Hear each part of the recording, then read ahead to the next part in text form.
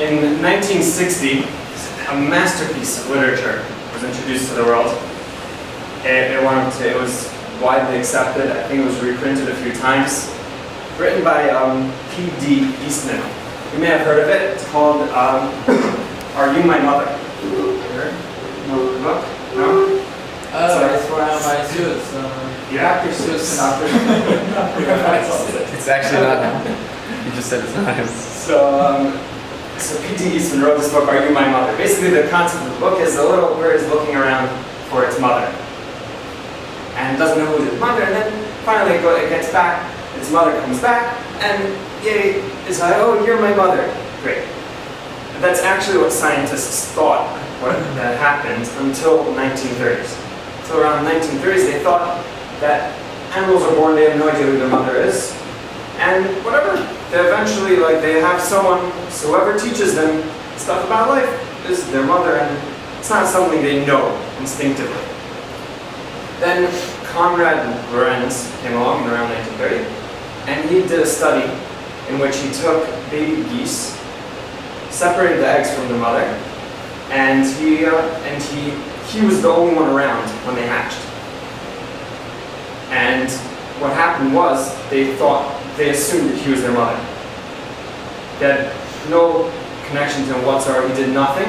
They followed him around wherever he went. And he called this phenomenon, this actual instinct, imprinting. And basically the instinct is that animals, the first animal they see, they assume it's their mother, which is basically like a survival instinct. So that they have someone to learn how to survive from, and someone to feed them, and stuff like that.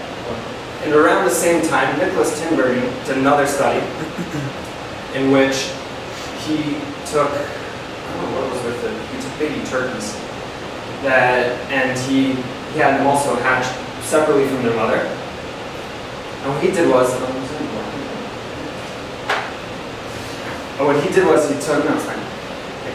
he took a silhouette. Basically, it was like one long piece like this, and another one coming down like that. So it's like a T with a very thick top. And he flew it over these birds, who had never been taught anything by any other bird. They never had any contact with any adult bird. He flew it over them first with the long part in front, so that it was like a long, the thick part over here, and then a long part over here, and he made a shadow like that over them, which basically looks like a goose flying over. They didn't react at all. Next, he flipped it around, so the thick part was in front, and then the long part was like a tail. He flew it over them, so now the shadow on the ground looked like a hawk. Now, a hawk is a natural predator of a turkey. The second the shadow that he made flew over them, they freaked out. Now, they had never had any contact with any other birds aside from each other, and they're all babies. They instinctively knew, though, that this is dangerous, and they reacted to it in whichever way they could. These are both examples of an instinct that these animals were born with, and no one ever taught them. In fact, both of these experiments were a revolution in the field of ethology, the field that studies animal instincts. There's one more example of an instinct, is that of the kangaroo rat, which is actually a very small animal, and it's like a rat, it's a mouse. But what's amazing about it is that it jumps up to 9 feet away from snakes, the main predator. So they did a very similar experiment to the previous two that I mentioned, and they separated this baby kangaroo rat from its parents. The second it heard the rattle that a rattlesnake makes, it jumped, flew away. Which means that it had an instinct built in, wasn't learned, it was built into its nature for its own survival, it's necessary for its survival, and so it's built in. So these are examples of animal survival instincts. Now when it comes to human survival instincts, we're a little bit more pathetic. Basically our instincts are to scream, run away, close our eyes. It's kind of pathetic. You're like measuring up with a kangaroo rat and those other animals, it's like you close your eyes. Wow. So it brings out the point, what's going on? on? Why is it that animals have survival instincts and just humans just don't seem to have any real instincts to help them survive? So I think the difference is, yes. I heard from Professor Becher earlier in the month Yeah, that children do actually have when they're born. that's true. Children, when they're born, do So have they are born with Yeah. instincts. right. They lose them after about 2 days. And Any instincts they have, they lose after 2 days. Animals keep them through the rest of their life. You'd think if they're meant to survive, these instincts are built in to help you survive in the world, and they have to stick around to help survive for longer than 2 days. You know? So I think the difference between animals and humans is a very essential difference in that animals are primarily physical. Yes, different topic. But primarily they're physical. And so their instincts are physical survival instincts. Whereas humans are made for spirituality. And so we're built with survival instincts, yeah, but not survival instincts to help us survive physically, rather instincts to survive spiritually. So I'd like to talk about a few of those. Just mention a few. The first one I'd like to speak about is that everyone, wherever in the world they may be, wherever they grew up, whatever circumstance they grew up, everyone believes in something. Viktor Frankl wrote his entire theory was that that's man's entire existence. Everything he does in life is part of his search for meaning. This idea is actually mentioned already in Ali Shur. He talks about the fact that everyone has built in a nefesh, he calls it, of trust, belief that the world runs on. Without trusting in people, you wouldn't be able to survive. International treaties would fall apart. Or you wouldn't be able to take anyone's word for anything. You probably wouldn't be able to buy anything. You wouldn't trust the guy who's giving it to you. So without trust, you wouldn't be able to get anywhere. And he says that it continues on, and people have a drive. He says that people have a drive to understand the world according to a certain meaning. In other words, the Chazanish explains it more, that if you're just a completely calm state of mind, nothing's bothering you, you're not pressured by anything, and you look at the world, like really deeply look at the world, you'll just be like amazed and just like, what is going on? And you'll see clearly, unless you have Titus, you saw that or something. But unless you speak yourself because you went after Titus, you'll see clearly that the world has a purpose, and you'll just be like, what is going on? What is the purpose of all of this? And so that drives a person to try and understand what is the purpose of life, what is the meaning of all this. And so people fill this need with different things, right? They look for power, prestige. Some people donate their lives to trying to figure out how to feed starving kids in Africa, or choose black cops, whatever. Other people try and save the whales. They give their lives for that. I personally think human life is more valuable than whales, but their choice. But really what this is meant for is obviously to believe in Hashem. To have trust in Hashem and to believe in Hashem. To have emunah. Right? Since it's so essential, Hashem built it into our very nature to have to believe in something. Because it's just so essential to how we live our entire lives. So that's one example I would call a instinct for spiritual survival. The next one I'd like to talk about is imagination. First, a very powerful story I heard about imagination. There was, in the late 60s, in the 9th Vietnam War, there's a colonel in the U.S. Air Force named George Hall, who was shot down, captured, was kept as a prisoner of war for 7.5 years in basically like a dark box. He wasn't fed very much. He lost over 100 pounds. But the thing about this guy was that he was a very avid golfer. Amateur golfer, but he was very into golf. He had before the war had started, before he went into service, he got to the point where his handicap on the course was 4. I don't know much about golf, but I've been led to believe that that's pretty good. I don't know. So, anyway, so 7.5 years later, he was free. And he said the first thing he wanted to do when he got back was he wanted to just play a game of golf. So as like a appreciation for his service, he was invited to the New Orleans PGA Open. And What's that? In 73. And this is the first time he's picking up a golf club in 7.5 years, right? He scored the exact same as he had before his 7.5 years in a dark box in Vietnam, before he had lost over 100 pounds. He got a handicap before. He scored a 76, which is amazing. So they asked him afterwards, like, what's going on? It was just like beginner's luck. Like, what was this? So he said, what do you mean? I haven't scored under 3 in 7 years. You were in a dark box for 7 years. You weren't on the golf course, right?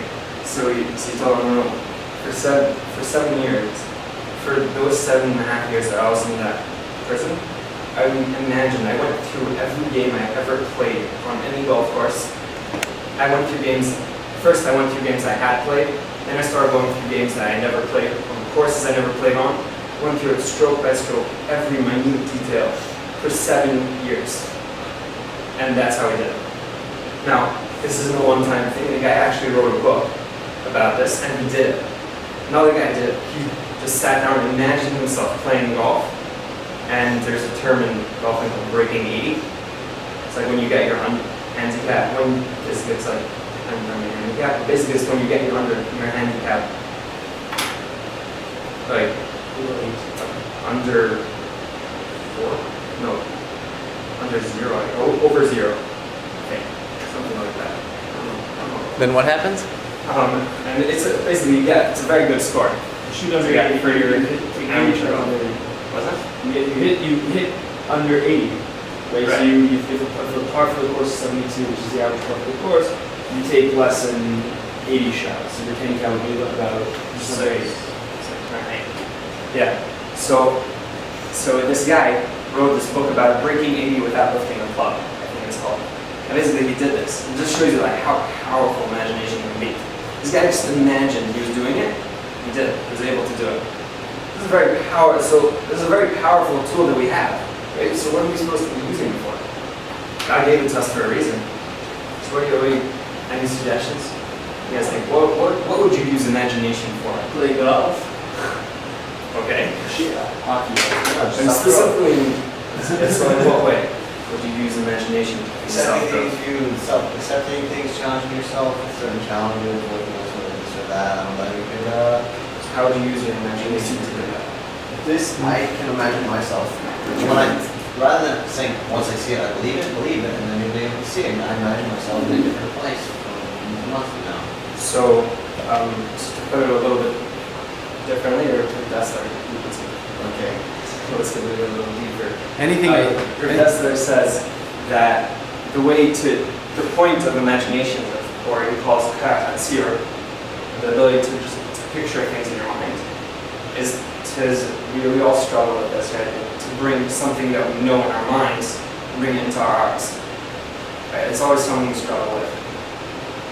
So he says that the way you use your imagination, that's what your imagination is for. You use your imagination to picture yourself, like Joel was saying, to picture yourself in that situation that you want to be in, and you're already there. Or at least halfway there. It's going to bring that knowledge of where you want to be, what you should be, and it's going to bring it into your heart. You're going to be able to live with it, all because of your imagination.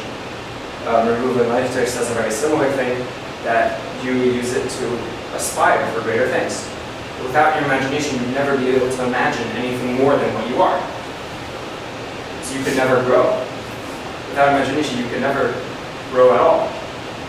So those are the two things that you can use imagination for. And actually, there's a nice quote that I saw from Henry David Thoreau, that if you have built the castle, Henry David Thoreau,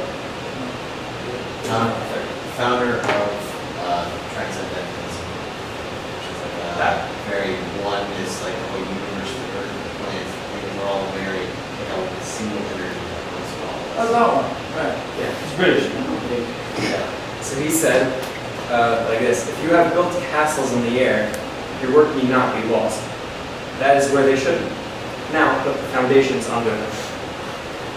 Right? In other words, imagine what you want in life, and then work towards that. Right? That's how you have to use, and that's how you have to use your imagination. To imagine a higher level, and then to imagine yourself already there. One last example. Rav Shimshon Pingus speaks about in Sefer Tefillah, Sha'ar Tefillah. So he's talking about different ways of davening to Hashem. So he says that a person naturally, whenever something happens, you trip, you see something falling from on top of you towards you, you automatically look for the person closest to you for help. Right? That's who you look at. If you're falling and the person you're going to blame is the person who's closest to you, that's like your automatic feeling is like, why didn't you stop me? You were right there. He says that's what you're supposed to, what that's there for, what the point of that is to work, is to make Hashem so real to yourself and to picture him so that he is the closest thing to you. That the person standing next to you, in comparison to Hashem, who's closest to you, is like light years away. Hashem is the closest person is the closest thing to you, and so when you cry out to the person closest to you, you should cry out to Hashem.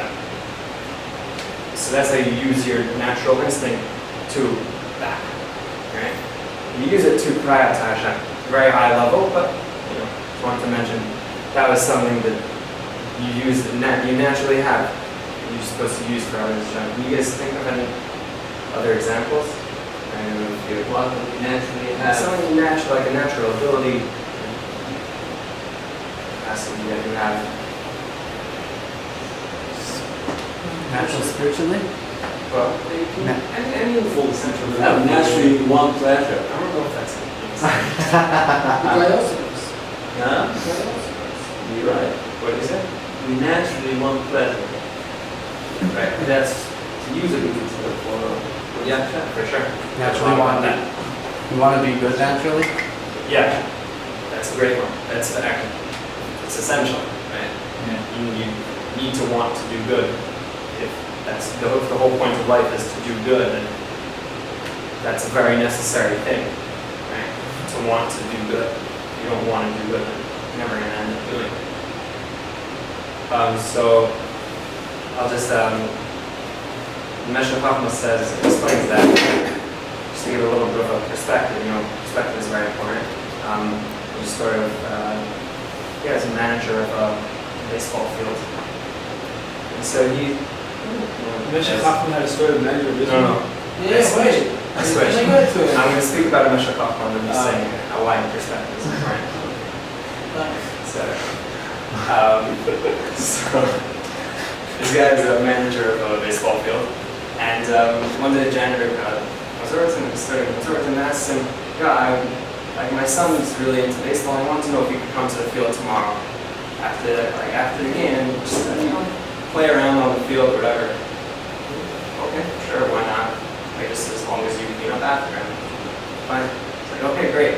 So the next day, the manager is in his office and he's got a window onto the field. And he sees this kid on the field. At first he's just like running around the bases, having tons of fun. He's like jumping up and down all over the place. And then he sees him go to home plate, take out a bat and a ball, picks up the bat, throws the ball in the air, swings, misses by a mile. Completely misses. So, and the manager sees him jump up, he's like all excited. Crazy kid, okay, fine. He does it, and he sees the kid do it again.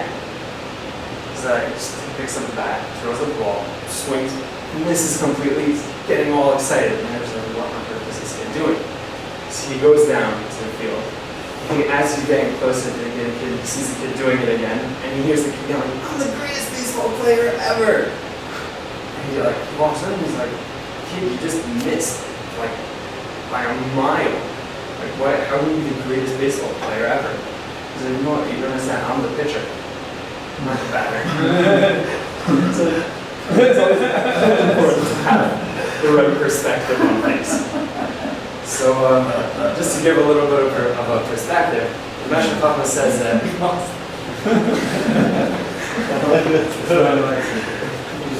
I can't use it again for a year. So the Becher Chabura says that we find this in the Federalist Law section talks about it also, that the more necessary something is for our survival, the more matsui it is. And water, air is essential for our existence, so it's everywhere. It's free, you don't need to work to get it at all. Water is also essential, a little less so. It's a little harder to find. He says it goes down further and further and further. And he says that actually the way it works is the more you go after your tatters and your bodily desires, the further and harder it is to get to something. Up until the point, I think there's this group of Hicks in America who call themselves the Pit Boys. They're like they barbecue. They have the video they're barbecuing and post it on YouTube. They don't consider anything barbecued unless it's been on the fire smoking for at least 15 hours. Just a little bit. So it's just that, so the Becher Chabura says that's how it works. If you go, the further you go after your taivas, the further away you are from what you're supposed to be. And so the harder it's going to be to get what you want. That makes sense? You got that? He wants to know if Becher Chabura mentions pickles. It does. It's very interesting how it spells it. I'm not sure a loser understands what barbecue is. I feel like there's something going on. Yeah, you think this accent. British, she's British. Surrounded by them. So he says, so Becher Chabura says that it's the same thing for spirituality. The more necessary something is for our existence, the more basic and matsui it is in us. Right, so like I was saying, Amuna is completely essential for our spiritual survival. So it's something everyone has, it's a need. You can't live without believing in something. If you wouldn't have Amuna, you wouldn't be able to live. It's completely necessary. Okay? And so he says that's how it works. The further away something is, the less necessary something is, the less matsui it is. But so now we can understand it.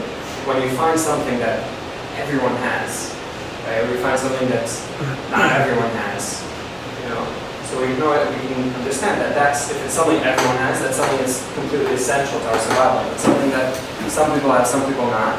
Maybe it's something it's a good thing to have, maybe not. Maybe it's something to work on. But all these things are here for our spiritual survival. And so, and now that I give a few examples, I hope you'll all be able to find examples by yourselves and use them to not only survive physically, but to thrive. Thank you.